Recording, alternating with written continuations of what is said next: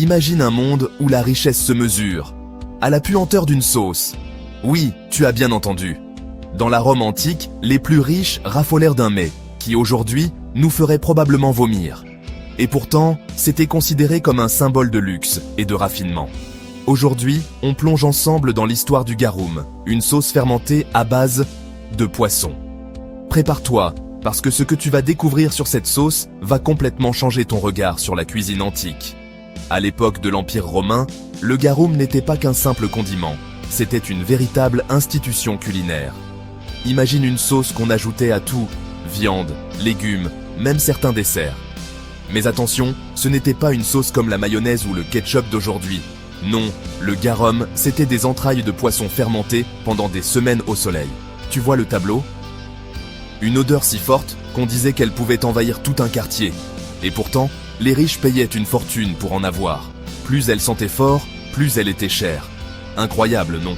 La fabrication du garum était tout un art, mais aussi un défi pour l'odorat. Voici comment ça se passait. On prenait des poissons entiers, souvent des maquereaux, des sardines ou même des anchois. On les mélangeait avec des entrailles, du sel et parfois des herbes dans d'immenses cuves en pierre. Et ensuite, on laissait le tout fermenter plusieurs semaines, parfois même des mois, en plein soleil. Tu peux imaginer l'odeur. C'était tellement fort qu'on construisait souvent ces ateliers loin des villes parce que les habitants ne supportaient pas la puanteur. Mais les marchands de garum, eux, faisaient fortune. Ce qui est fascinant, c'est que le garum était un signe de prestige. Plus il était pur et concentré, plus il était cher. Il existait même des catégories de garum, comme on a aujourd'hui pour le vin ou le champagne. Le garum impérial, réservé à l'élite, coûtait une fortune. Tandis que le liquamen, une version plus bas de gamme, était consommé par le peuple. Et attention, on retrouve des amphores de garum dans les maisons les plus riches de Pompéi, preuve que c'était la sauce la plus hype de l'époque. Certains textes racontent que les Romains en mettaient partout, même dans le vin. Oui, tu as bien entendu, du poisson fermenté dans ton verre de vin. Ça donne envie, non? Alors, question, est-ce qu'on pourrait encore faire du garum aujourd'hui? En réalité, oui.